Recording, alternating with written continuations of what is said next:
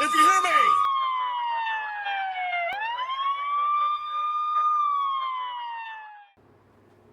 Hello everyone, and welcome once again to Holla If You Hear Me.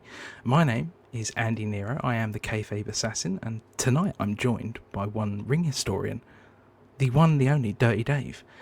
This is Holla If You Hear Me, this is our recap show for Wrestlepalooza, where we go over the predictions we made last week, and decide and find out mainly who the winner was, who the losers were, and what that means. But yeah, so Dave, I'll start off with how the hell you're doing, and we'll go from there. How the hell are you, sir?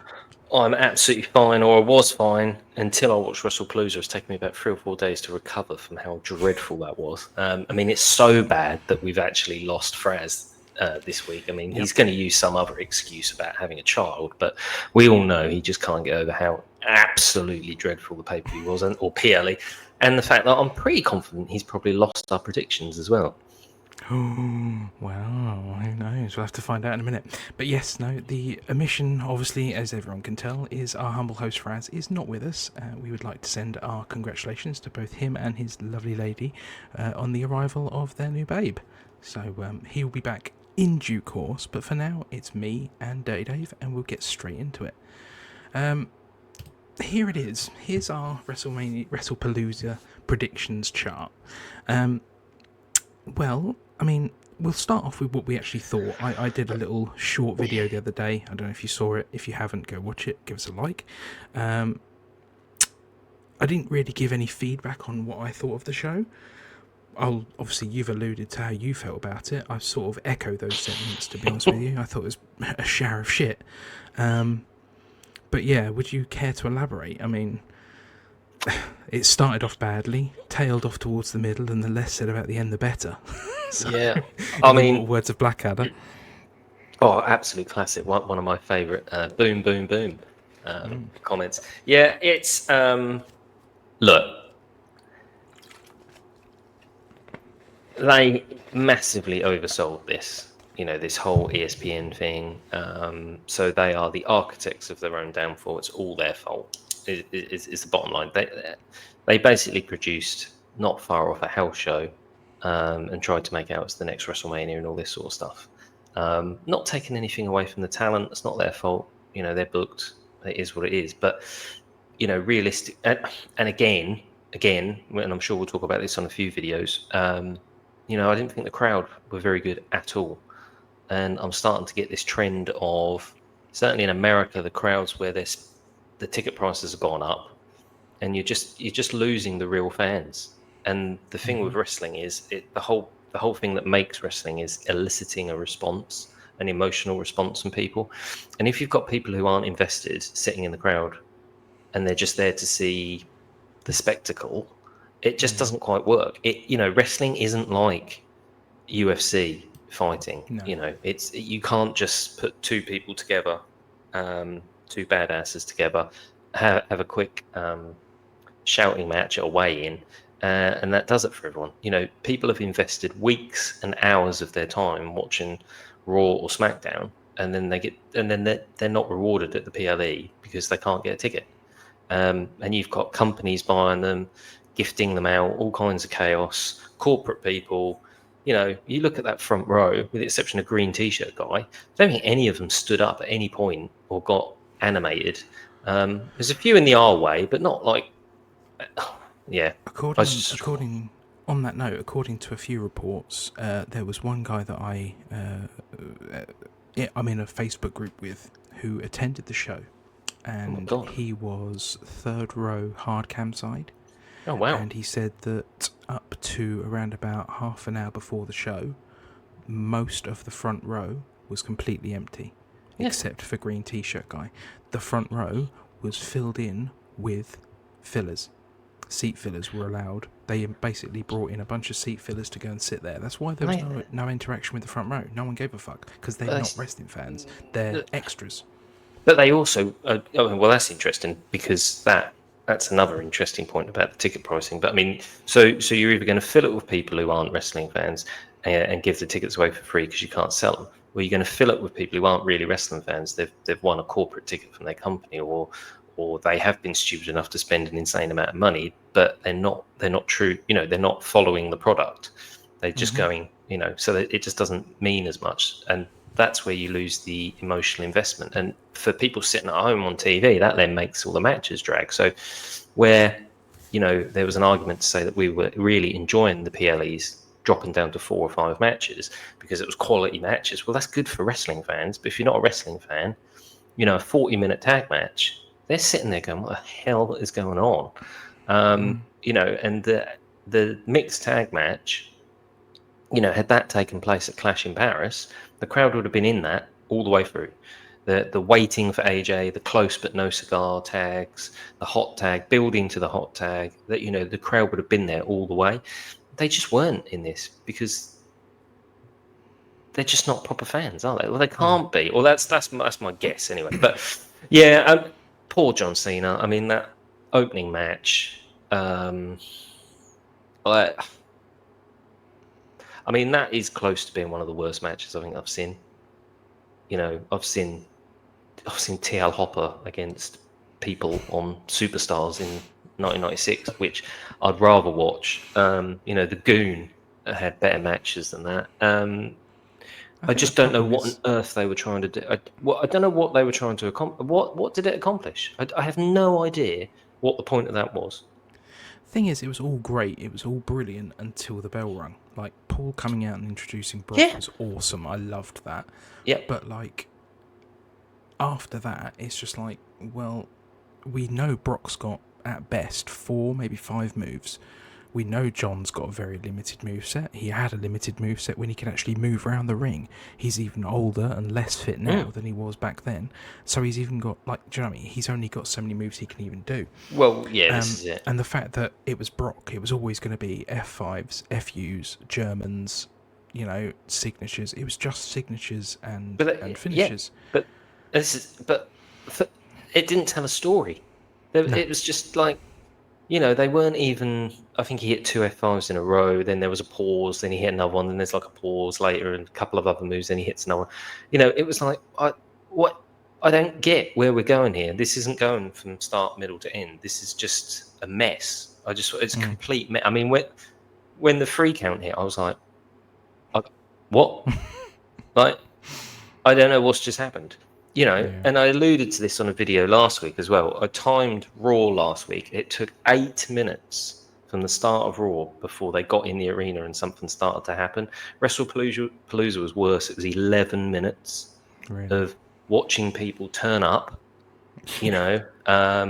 looking at the crowd, doing music videos, which is fine, but in the right order, for the right thing at the right time. And then Triple H is standing in the ring talking, and it's like, what the hell? 11 minutes. Unfortunately, the video corrupted, but we are going to do best of 2000 pay-per-view flashbacks. We did one about the Rumble, but it's like 2.5 minute open video package, fireworks, crowd are going absolutely nuts. While they're still going nuts, you hit the first person's music. It's nuts, and it sets the tone. Sitting there for 15 minutes after the show has started and nothing has happened. And you've had the 0 out, like the buy-in as well, or whatever they call it, the pre-show as well. Oh, the pre-show, sat there for hours. God, so people have been, so they're all bored. And from a TV point of view, I'm sorry, I can't keep watching people turn up. I mean, I didn't watch Raw this week. I boycotted it because of how absolutely horrific Wrestlepalooza was. But I checked some of the results out, and one of the first things I read, I'll shout out to Raja, or however we want to call him. His first paragraph lists about 15 people arriving at the building, and I'm like, what? And then it's like shots of the outside, shots of the road, shots of the sky, shots of the arena. Then someone else arrives. Again. So I mean, I didn't watch it, but my guess would be you're looking at almost 10 minutes of the show before anything actually happens again, and it's just boring. I just think it sets a really bad tone. And anyway, I better stop moaning with Becky. No, we'll get into it on our Burn It Down broadcast. Yeah, so, Jesus Christ, yeah. I am Jim Cornette this week. I was last week. I'm going to be this week. It's ridiculous. Good old corny. So in terms of our actual prediction, though, me and you cleaned up. We both chose Brock. So. Fraz was foolish enough to think that John Cena would mount any kind of offense. Yeah. We both secured 1 point here. We Okay. didn't manage to get the bonus because The Rock did definitely not come out. No, and we did not see any claret. And the referee definitely did not stop the match. So he didn't. Although the commentator did say on the F5 before the final F5, "Oh, the referee's going to have to make a decision here," and I was like, "Oh, I'm going to get it! I'm going to get it!" And then it's like F5 pin, and I went, "Ah, right." So we're not telling a story here, then. Okay, fine. Goodbye. All right, so point each. After the Cena and Brock match, we had the Usos and the Vision. Is that right? That is right. Yeah. Yeah. Usos and Vision. From a prediction standpoint, I lost major here. I was completely wrong. I should have had more faith in Bronny and Bron. That's you and Fraz with a point each. But once again, no bonus points. I'm sorry. I don't accept LA Knight being the reason the Vision win, Farad. So get over it. And there was no miscommunication. The only miscommunication came from LA Knight getting thrown out of the way of the table, which, yeah. I felt like this match had a bit of storytelling in the sense that Jay pushed LA Knight out of the way of the table. So why is LA Knight still upset? Like, to me, that's like, why are you upset with him? Like, this will go into Raw, and obviously you haven't seen Raw, but... Didn't he get knocked over in the tag match, though? Wasn't there an accident? Or he almost got hit with a chair? I don't know. He just doesn't trust him, does he? But, I mean, Jey Uso's taking himself out with the chair, weren't he? Yeah. But I don't get me wrong, I'm enjoying the direction they're taking Jay. They're making him slightly tweener, which is cool. But yeah, so that's 1 point for you and 1 point for Fraz. So that takes you to 2. Fraz and me are on 1. Our next match was, quite simply put, the match of the night. By a mile. And even then, it was a bit of a scrap fest. I don't think it was the cleanest match of all time, but I thought it was a really, really good match for two people who can definitely go and definitely can produce 5-star matches if given the opportunity to do so. These two put on a bit of a good match. It was unrefined.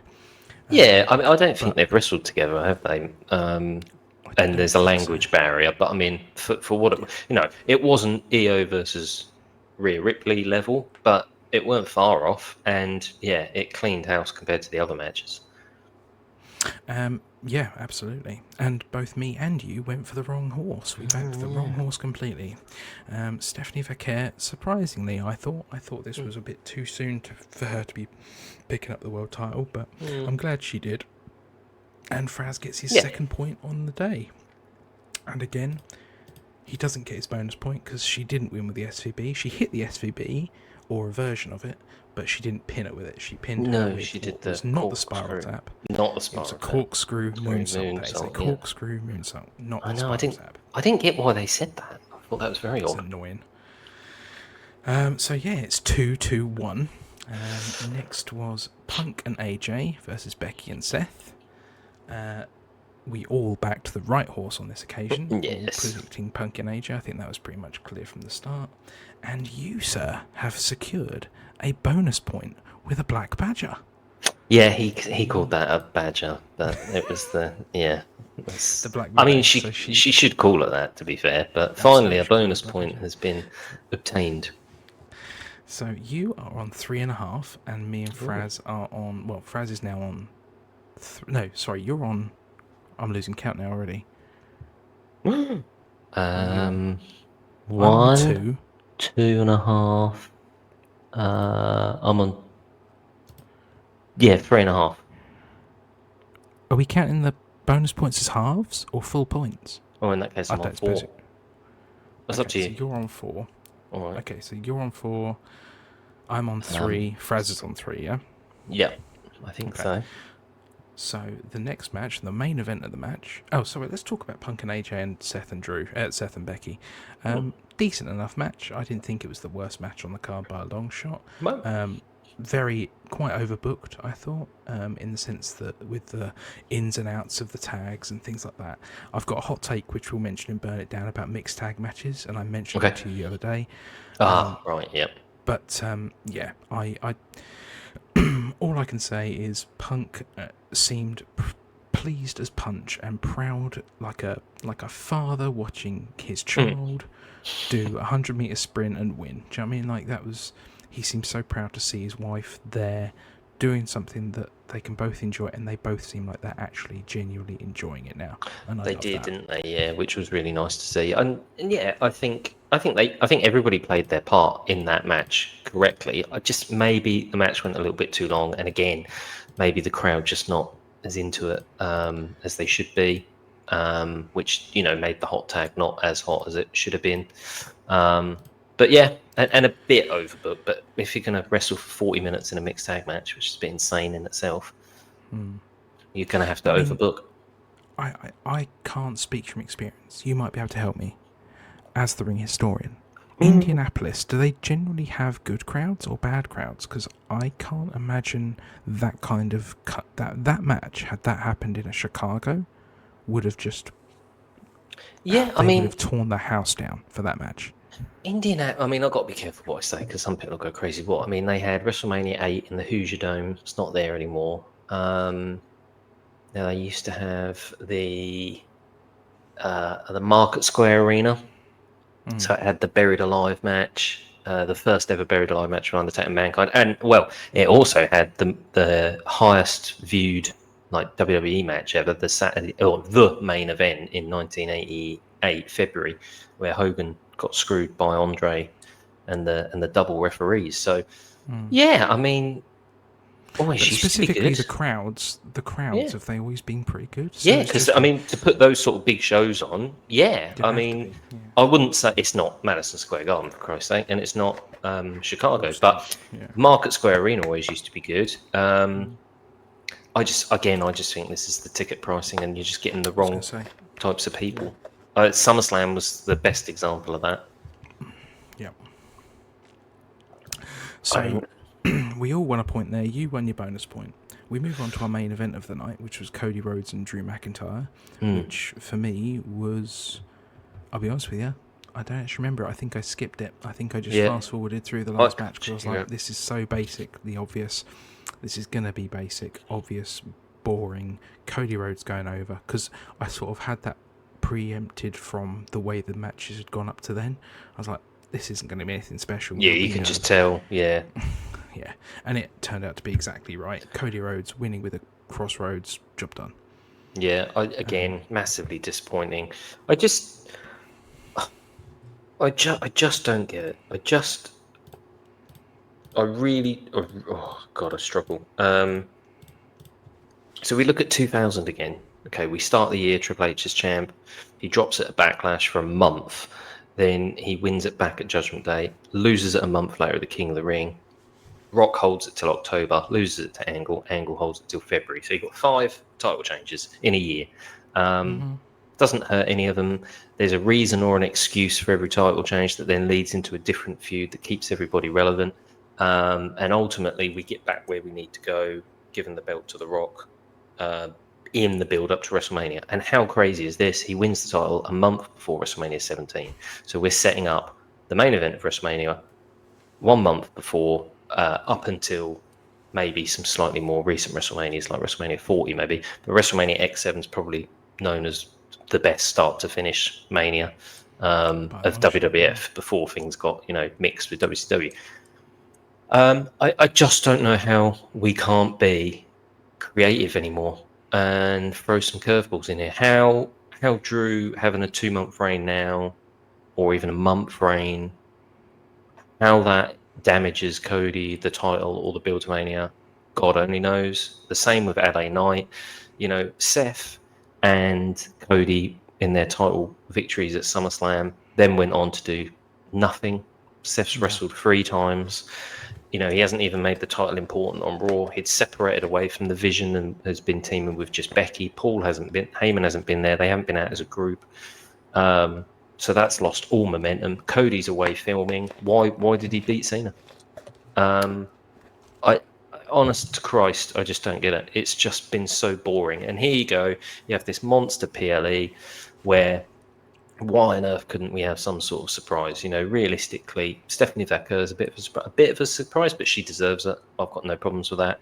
Brock and Cena, unless you were going to do something fantastic in the match, really, it's not a surprise who wins and loses. They've fought each other so many times, but just make it special in itself as a match. Happy with Punk and AJ. They really needed to win, but Jesus Christ, you know, couldn't Drew have won the title? And it's the only title match. You know, where's the Intercontinental title? Where's the US title? Where are these people?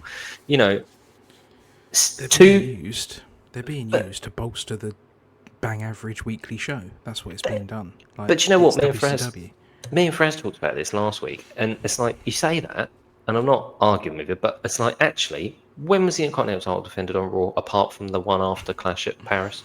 I think he's only defended it on Raw twice since WrestleMania. Yeah, and you're like, and he's losing it next week. So you know what is going on? Same with the tag belts. The Raw tag belts have only been defended once since they won them from the New Day. You know, why the hell haven't Braun and Bronson won then? Yeah. And you know, I just don't get it. I'm really struggling. But yeah, we'll burn it down later. Like, Christ. So the upshot is I get 1 point plus my bonus point for the Crossroads pin. Now I think you win now. Puts you on 5. No, it puts me on 4. Oh, so we drew. Which is the same as you. So the thing Cheers. you can say from this is that the only loser isn't here. Loser in all of this is the guy who's not here. Yep. So and that's why he's bottled it tonight. That's why he's bottled it. That's why he's not here, isn't it? Yeah. So, yep. Couldn't face it.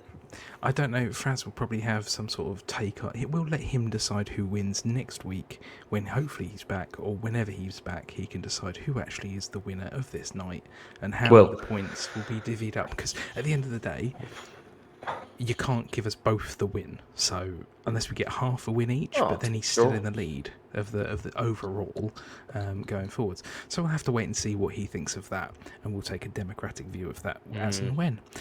But that I think realistically, we can probably all agree that we're all losers because we had to watch the damn thing in the first place. But you make a very, very good case. So, there we go. There we go. But that brings us to an end of our Wrestlepalooza recap. We hope you enjoyed this more than you enjoyed Wrestlepalooza itself. I hope so. Or at the very least, watched it for as long as you might have watched Wrestlepalooza. My recommendation from this weekend: go and watch All Out. Because it's fucking brilliant. It's a great show from beginning to end and much more worth your time. But yeah, thanks from myself and I'm sure Dirty Dave as well. Please take the moment to drop us a like, give us a share, and subscribe to the channel with notification bells on, because we drop weekly wrestling content that we are sure you are going to just absolutely love. And of course, please drop us a comment or two if you can and let us know what you thought of Wrestlepalooza. But other than that, it just leaves me to say thanks very much for watching and take care. Bonjour. Evolution is a mystery. I know. I almost did that.